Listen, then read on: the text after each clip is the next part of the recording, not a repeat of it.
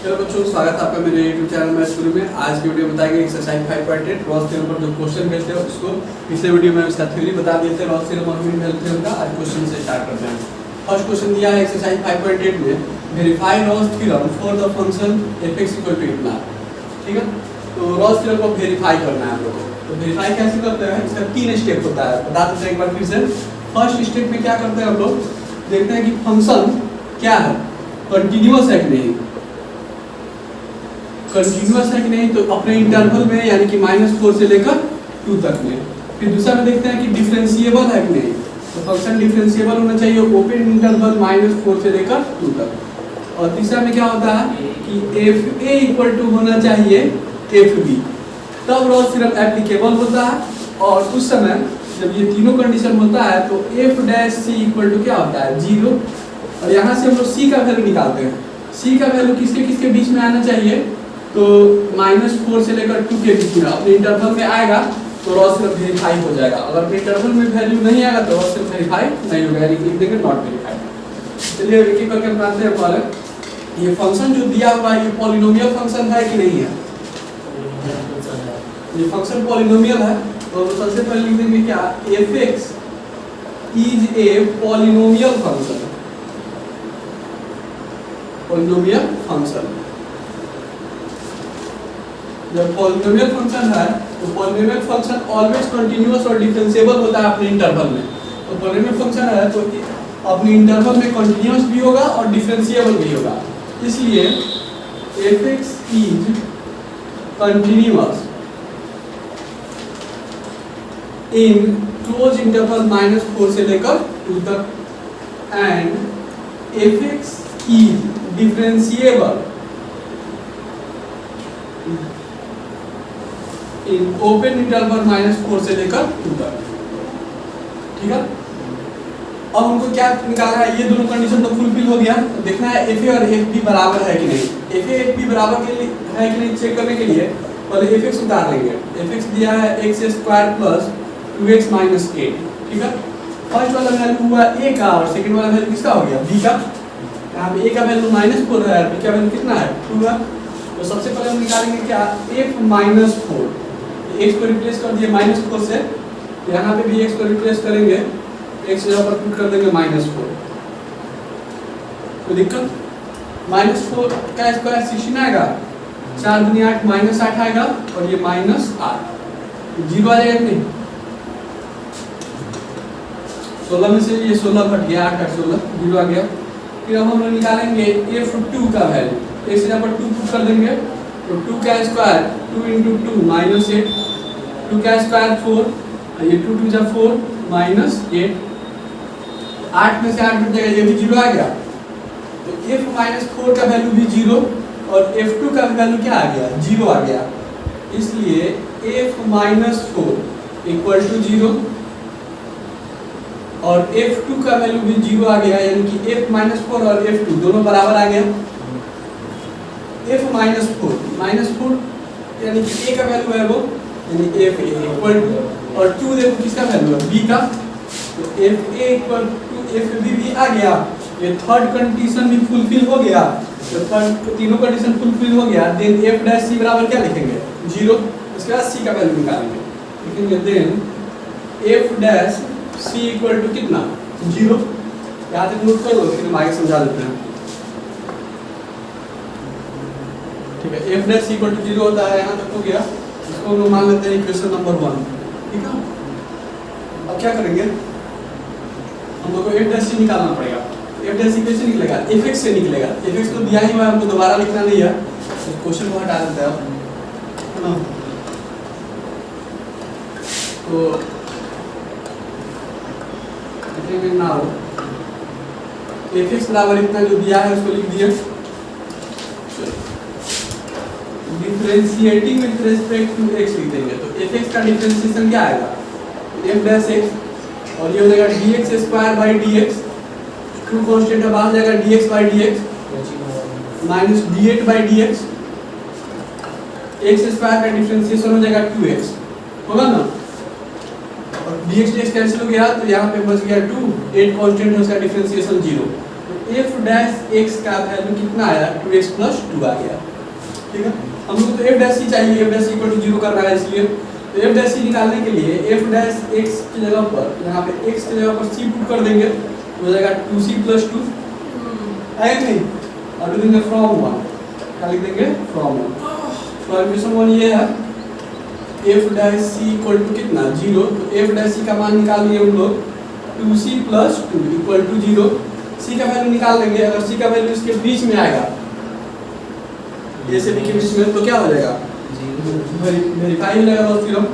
तो 2c equal two plus 2 है, उधर जाएगा तो -2, तो c इक्वल टू -2/2 कट के 1 आ जाएगा। तो c का वैल्यू जो -1 आया, ये -1 वैल्यू -4 और 2 के बीच का ही वैल्यू है, तो लिखेंगे चूंकि c बिलोंग्स टू कहाँ से कहाँ तक, तो -4 से लेकर 2 के बीच का वैल्यू है इतना, इसलिए रॉस थ्योरम इज वेरीफाइड। बस रॉस थ्योरम इज वेरीफाइड। ये वेरिफिकेशन हम लोग को करना था कि रॉस थ्योरम वेरीफाइड है कि नहीं। ऐसे अब हम लोग 2 नंबर क्वेश्चन पर आते हैं, उसको बनाते हैं। अब हम 2 नंबर में हम लोग को करना क्या है, बताना है कि रॉस थ्योरम इसमें एप्लीकेबल है कि नहीं। f(x) बराबर ग्रेटेस्ट इंटीजर ऑफ x है और x बिलोंग्स टू 5 to 9, इसमें बताना है कि रॉस थ्योरम अप्लाई कर सकते हैं कि नहीं कर सकते हैं। तो रॉस थ्योरम कब अप्लाई होता है, जब पहला में फंक्शन कंटीन्यूअस हो, दूसरा डिफरेंशिएबल हो, और तीसरा क्या हो fa इक्वल टू fb हो। जब तीनों कंडीशन फुलफिल होगा तो रॉस थ्योरम एप्लीकेबल होता है। हम जानते हैं क्या कि ग्रेटेस्ट इंटीजर फंक्शन जो होता है इंटीग्रल पॉइंट पे ना ही कंटीन्यूअस होता है ना ही डिफरेंशिएबल होता है। इंटीग्रल पॉइंट पे, इंटीग्रल पॉइंट इसका 5 से लेकर 9 के बीच में कौन कौन होगा, तो 5, 6, 7, 8 और 9, ये सब इंटीजर वैल्यू पे। फंक्शन कंटीन्यूअस नहीं होगा, जब कंटीन्यूअस नहीं होगा तो डिफरेंशिएबल भी नहीं होगा, और फंक्शन कंटीन्यूअस डिफरेंशिएबल नहीं होगा तो रॉस थ्योरम एप्लीकेबल हो पाएगा, नहीं होगा। लिखेंगे चूंकि f(x) equal to greatest integer x is not continuous at integral point 5 से लेकर 9 के बीच में, 5, 6, 7, 8 और कितना 9, यहाँ पे ये कंटीन्यूअस नहीं होगा। और डिफरेंशिएबल कहाँ कहाँ नहीं होगा, ओपन इंटरवल में होता है 5 से लेकर 9, ओपन इंटरवल 5 से 9, यानी कि 5 और 9 को हटा देंगे, उसके बाद का इंटीजर क्या क्या होगा 6, 7 और 8। तो जो डिफरेंशिएबल लिखेंगे उसमें 6, 7, 8 लिखेंगे, 5 और 9 को शामिल नहीं करेंगे हम लोग। लिखेंगे and f(x) equal to greatest integer x is not differentiable at 6, 7, 8। ठीक है, जब फंक्शन कंटिन्यूअस भी नहीं है, डिफरेंशिएबल भी नहीं है, तो रॉस थ्योरम एप्लीकेबल नहीं होगा। Therefore Ross theorem is not applicable। ठीक है, तो रॉस थ्योरम एप्लीकेबल नहीं होगा। इसका 2 नंबर जो क्वेश्चन है f(x) बराबर ग्रेटेस्ट इंटीजर ऑफ x और x बिलोंग्स टू कहाँ से कहाँ तक है, देखो तो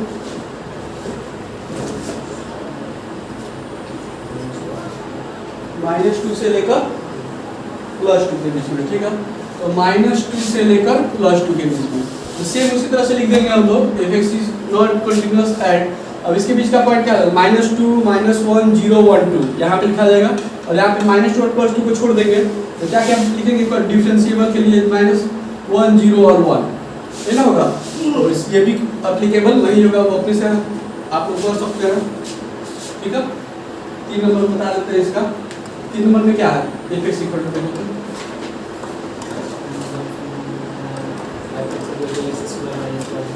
x स्क्वायर -1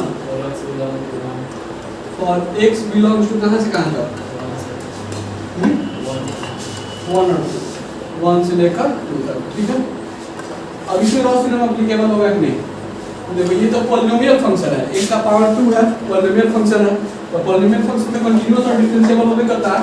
लिखेंगे चूंकि f(x) इज पॉलिनोमियल फंक्शन है,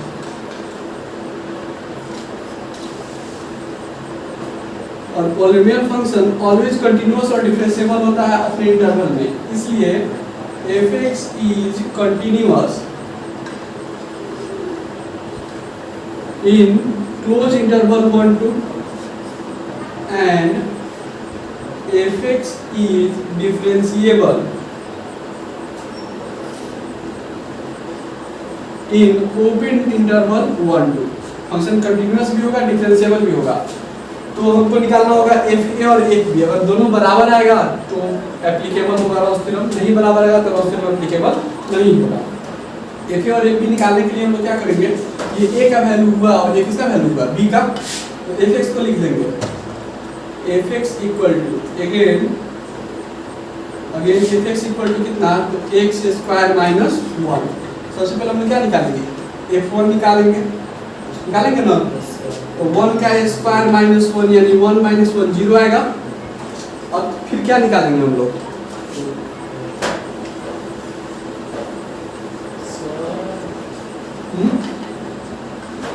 निकालेंगे ना हम लोग। अब निकालेंगे f2। क्या निकालेंगे, f2 निकालेंगे। तो यहाँ पे f2 के लिए क्या होगा बता सकता है, x के जगह पर 2 लिखेंगे तो 2 का स्क्वायर माइनस 1, तो 4 माइनस 1 3 आ गया, है ना। क्या f1 और f2 बराबर है, f1 का वैल्यू 0 आया, f2 का वैल्यू 3 आया, बराबर तो नहीं है। लिखेंगे चूंकि f1 is not equal to क्या, f2, इसलिए f a 1 का वैल्यू a हुआ, 2 का वैल्यू b हुआ, तो f a not equal to f b। जब f a और f b बराबर नहीं है तो रॉस थ्योरम भी एप्लीकेबल नहीं होगा। Therefore लिखेंगे Ross theorem is not applicable। ठीक है, यह इसका आंसर हो जाएगा। बढ़ते हैं नेक्स्ट क्वेश्चन 3 नंबर पे। तो देखो, if such that -5 to 5 real number है, is a differentiable function, function differentiable है, कंटिन्यूअस भी होगा। यानी कि फंक्शन दो चीज दे दिया, डिफरेंशिएबल भी कंटिन्यूअस भी। प्रूव क्या करना है हम लोग को, कहता है क्या कि f dash x does not vanish. f dash x vanish नहीं होता है। वैनिश मतलब होता है क्या, गायब हो जाना। वैनिश का क्या अर्थ होता है, वैनिश मतलब होता है क्या, गायब हो जाना। गायब मतलब 0 जब हो जाए तो वैनिश हो गया। यानी कि f dash x does not vanish, यानी कि f डैश x 0 के बराबर नहीं होता है। अगर 0 के बराबर हो जाएगा तो गायब हो जाएगा, f डैश x वैनिश हो जाएगा। तो कह रहा है क्या क्वेश्चन में कि f dash x does not vanish anywhere, कहीं पर भी, then prove that f minus 5 is not equal to f5। और लोगों को क्या करना है कि f minus 5 f5 के बराबर नहीं है। पहला बात क्या कि डिफरेंशिएबल फंक्शन दिया हुआ है तो कंटीन्यूअस भी होगा, तो फंक्शन कंटीन्यूअस डिफरेंशिएबल हो गया। तो हम लोग को प्रूव क्या करना है कि f minus 5 का वैल्यू f5 के बराबर नहीं होगा। कैसे प्रूव करेंगे, आंसर इसका बहुत शॉर्टकट में है आंसर। ये चूंकि f dash x does not vanish,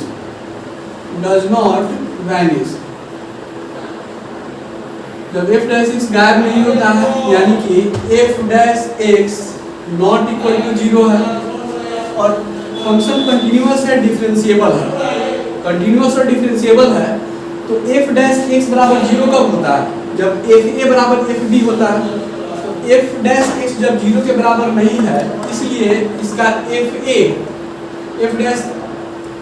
a not equal to क्या होगा, f b।